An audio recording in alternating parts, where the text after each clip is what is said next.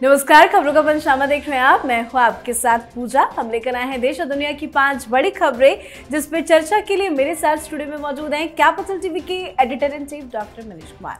Doctor साहब, बहुत बहुत स्वागत है आपका। धन्यवाद। सबसे पहले नजर हेडलाइंस पर। बिहार के गया और पूर्णिया के चुनावी दौरे पर रहे पीएम मोदी, आरजेडी को बताया जंगल राज का प्रतीक। पीएम ने संविधान, भ्रष्टाचार, राम मंदिर और आतंकवाद पर इंडी गठबंधन को घेरा।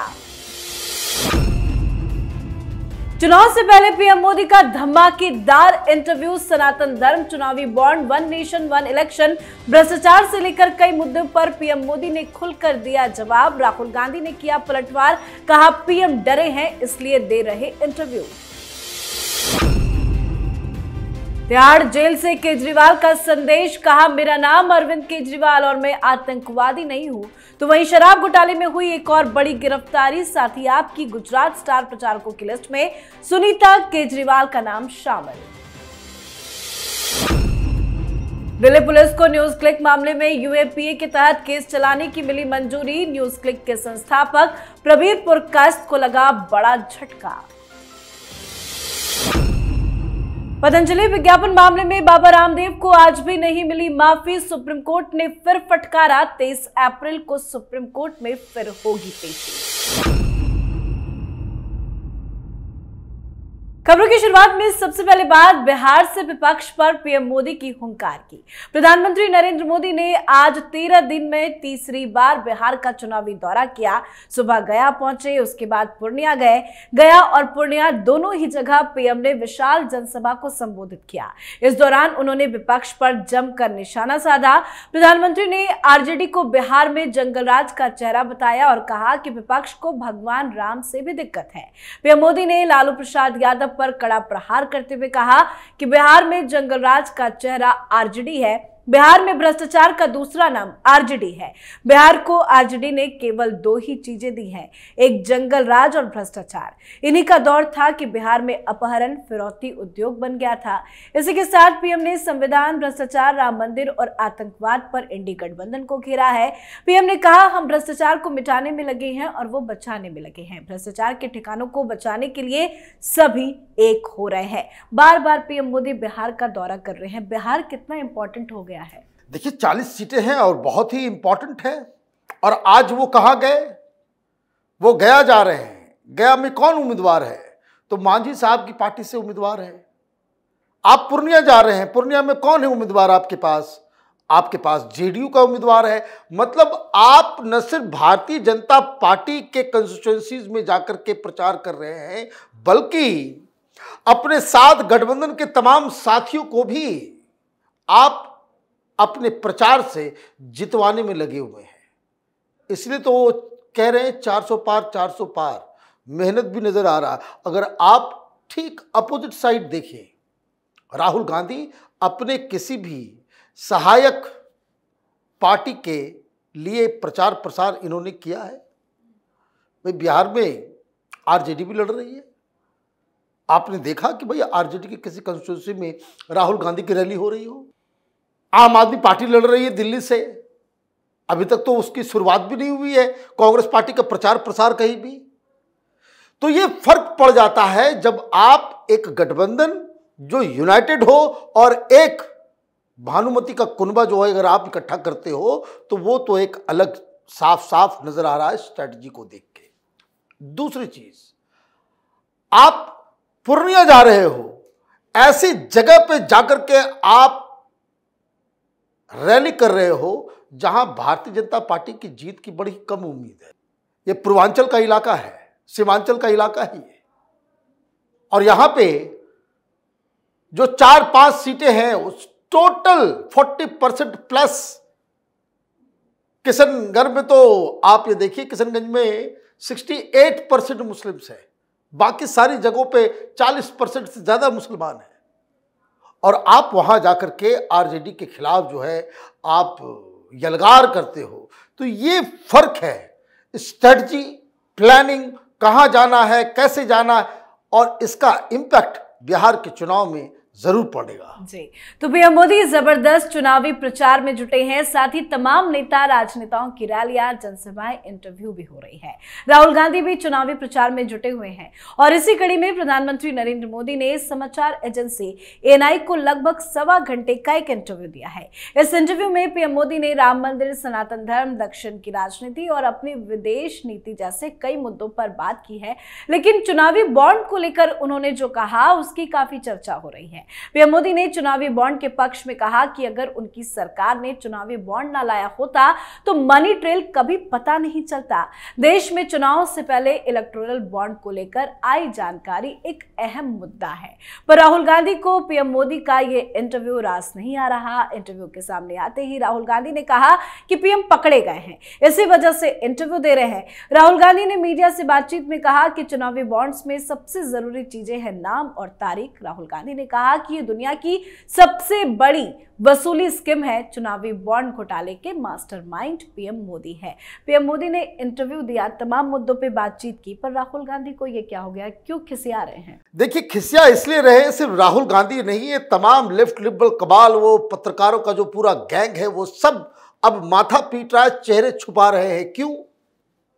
आपने अपना जो सबसे बड़ा हथियार जो आपको लगा कि बस अब मिल गया, क्या? Electoral bond. प्रधानमंत्री मोदी ने कल ऐसी पटखनी दी है कि ये सारा विपक्ष, ये पत्रकार और एनालिस्ट, ये सब के सब चारों खाने चित हो गए। कैसे? समझ लीजिए। उन्होंने जानकारी दी कि टोटल 3000 ऐसी कंपनियां हैं जिन्होंने बॉन्ड्स खरीदे, 3000 कंपनी, और उसमें सिर्फ 26 ऐसी कंपनियां हैं जिनके ऊपर ईडी की कार्रवाई हुई है। क्या आरोप है? आरोप ये कह रहे हैं कि भाई ईडी भेज देते हैं, फिर पीछे से पैसे ले लेते हैं, केस खत्म कर लेते हैं। ये उगाही चल रहा है, ये स्कैम है। अब ये जो 26 ऐसी कंपनियां हैं जिनके ऊपर ईडी की कार्रवाई हुई, उनमें से 16 ऐसी हैं जिन्होंने एक्शन के बाद बॉन्ड्स खरीदे। ठीक? अब जितना भी बॉन्ड खरीदा गया इन 16 कंपनियों जिसके ऊपर आरोप लग रहा है, जो कि भाई आपने ईडी की कार्रवाई की, छापेमारी की और उसके बाद जो है आपने पैसे ले लिए। अब क्या मालूम चल रहा है, क्या खुलासा हुआ कि ये जो 16 कंपनियां जो बॉन्ड्स खरीदी और जो पैसे दिए, उसमें से सिर्फ 37% पैसा आया किसको? बीजेपी को। बाकी के 63% जिनके ऊपर ईडी की कार्रवाई हुई वो गया है विपक्ष को।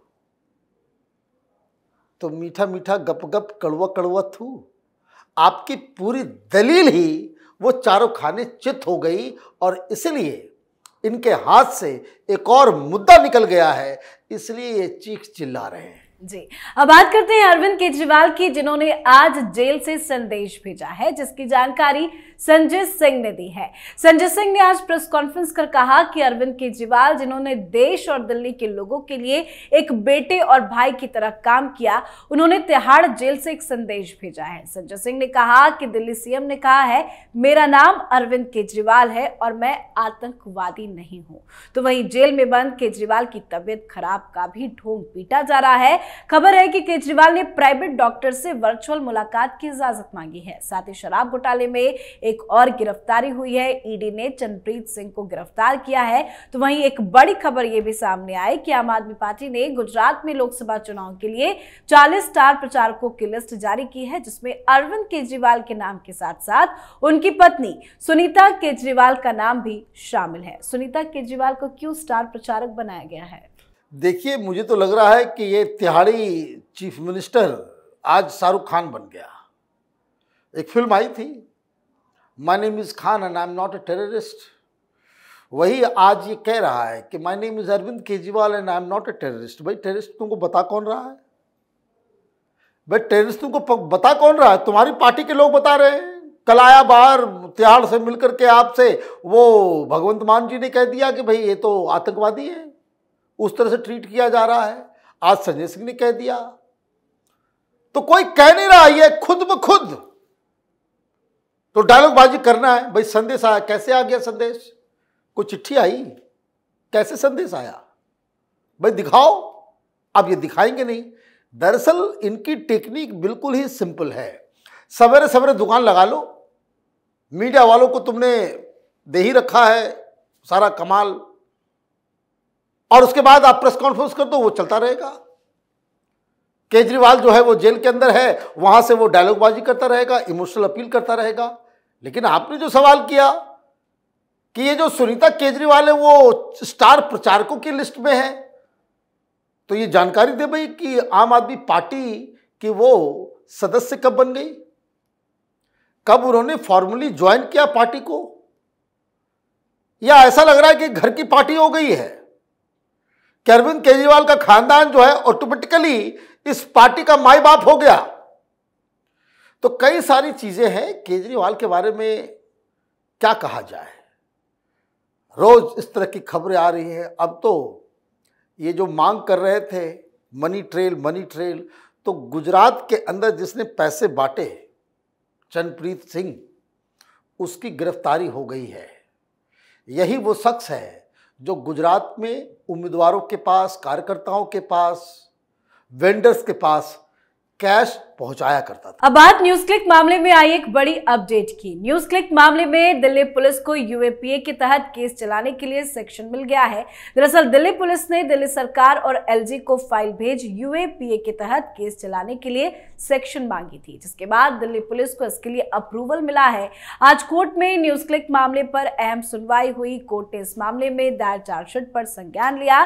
साथ ही न्यूज क्लिक के संस्थापक प्रबीर पुरकायस्थ की चिकित्सा आधार पर जमानत याचिका पर सुनवाई भी हुई। सुनवाई को सुप्रीम कोर्ट ने सोमवार यानी 22 अप्रैल तक के लिए स्थगित कर दिया है। ये प्रबीर पुरकायस्थ के लिए कितना बड़ा झटका होगा? सिर्फ प्रबीर पुरकायस्थ के लिए नहीं, ये तमाम यूट्यूब के ऊपर जो ज्ञान देने वाले टेलीविजन चैनलों से भगा करके जिनको, जो आजकल यूट्यूब पे मोदी के खिलाफ, हिंदुत्व के खिलाफ, सब देश के खिलाफ प्रपंच और प्रोपेगेंडा करते हैं। जब न्यूज क्लिक के ऊपर छापेमारी चल रही थी तो ये लोग लाइव कर रहे थे कि ओ माय गॉड, तानाशाही आ गई, पत्रकारों को जो है पकड़ा जा रहा है। ये कोई नहीं बताएगा कि चाइना से, भाई हम लोग भी यूट्यूब चैनल चलाते हैं, न्यूज़ क्लिक का भी चलता है, उससे ज़्यादा हिट्स हम लोगों के पास है, ज़्यादा सब्सक्राइबर हमारे पास है। हमें तो कोई 1 रुपये नहीं देता। तुमको 112 करोड़ रुपए चाइनीज एजेंट से कैसे मिला? 112 करोड़ कोई छोटी मोटी रकम नहीं है। और किस लिए? प्रपंच और प्रोपेगेंडा करने के लिए। यह अभी तक ये वेबसाइट चल रहा है, प्रोपेगेंडा चल रहा है, प्रो चाइनीज खबरें डालना। और ये तो खुद प्रबीर पुरकायस्थ, ये तो वामपंथी है, ये तो कम्युनिस्ट पार्टी का नॉन, ये कार्यकर्ता है, देशद्रोही है। और इसलिए यूएपीए के तहत आज सैंक्शन मिला है। मतलब इसके साथ काम करने वाले सारे लोग, इसको डिफेंड करने वाले सारे लोग, ये सब के मुंह पे तमाचा लगा है। ये लोग देश के खिलाफ प्रपंच करने वाले वो लोग हैं जिसको ये कांग्रेस पार्टी, ये वामपंथी एक पत्रकार के रूप में पेश करते हैं ये सब एजेंडाधारी। जी, आज की आखिरी खबर में बात पतंजलि विज्ञापन केस से जुड़ी, जिसको लेकर आज फिर सुप्रीम कोर्ट में अहम सुनवाई हुई। जस्टिस हिमा कोहली और जस्टिस इमानतुल्लाह की बेंच के सामने बाबा रामदेव और बालकृष्ण आज तीसरी बार फिर से पेश हुए। पीठ ने फटकार लगाते हुए रामदेव से कहा कि वो इतने निर्दोष नहीं है। पतंजलि के वकील ने कोर्ट से कहा कि वो सार्वजनिक रूप से माफी मांगने को तैयार है, जिस पर कोर्ट ने कहा कि हम बाबा रामदेव को सुनना चाहते हैं। कोर्ट ने उनके गैर जिम्मेदाराना व्यवहार के लिए भी उनकी आलोचना की। कोर्ट ने मामले में सुनवाई के लिए अगली तारीख 23 अप्रैल की दे दी है। बार बार बाबा रामदेव कह रहे हैं कि वो माफी मांगने के लिए तैयार है, वो माफी भी मांग रहे हैं, लेकिन क्या उनके खिलाफ कोई साजिश रची जा रही है? देखिए, जिस तरीके से जस्टिस का बयान आया, क्या रिप यू अपार्ट, तुमको फाड़ देंगे, उसकी बहुत ज्यादा निंदा की जा रही है। जजेस को इस तरह की भाषा का इस्तेमाल नहीं करना चाहिए। रही बात गलती की, बहुत सारी चीजें रामदेव बाबा करते हैं जिसको डिफेंड नहीं किया जा सकता। आप प्रचार प्रसार भी करेंगे, उस तरीके से करेंगे कि आप अपना काम बताएं, कोई दिक्कत नहीं है। दूसरे को शट डाउन करेंगे, दूसरे को नीचा दिखाने का काम करेंगे, तो ये अगर कानून के दृष्टि से अगर आप काम करें तब तो ठीक है। लेकिन दिक्कत क्या है कि जब आप योग और उसके बाद उससे जुड़ा हुआ चीज़ों को आप धंधा, उसको पैसा कमाने का जरिया आप बनाते हैं, तो पब्लिक भी इस चीज़ को समझती है। जजेस के सामने अगर आपको कहा गया भाई माफ़ी मांगने के लिए, तो आपको ट्विस्ट एंड टर्न करके अपने जवाब को दायर नहीं करना चाहिए था। तो गलती दोनों साइड से हो रही है। जज साहब को भी उस तरह की बातें नहीं करनी चाहिए। लेकिन अब जब माफ़ी मांगने के लिए कहा जा रहा है तो जज के सामने तो माफ़ी मांगना सुप्रीम कोर्ट का आदेश है भाई। सुप्रीम कोर्ट कह रहे भाई माफ़ी मांगना है तो माफ़ी मांगना ही पड़ेगा। बाकी आप अलग अलग तरीके से डिफेंड कीजिए कि कब का कानून है, नहीं है, ये है, वो अपनी जगह पे है। लेकिन ये बात भी सच है कि जिस तरीके से प्रोडक्ट्स जो पतंजलि के आ रहे हैं, जो वादा किया जाता है वो उस तरह का होता नहीं। जी, बहुत बहुत धन्यवाद सर बातचीत के लिए। धन्यवाद। खबरों का पंचनामा में आज के लिए फिलहाल इतना ही। देश विदेश की बाकी खबरों और उनके सटीक एनालिसिस के लिए देखते रहिए कैपिटल टीवी। हमें लाइक कीजिए, शेयर कीजिए और कैपिटल टीवी को सब्सक्राइब कीजिए। नमस्कार।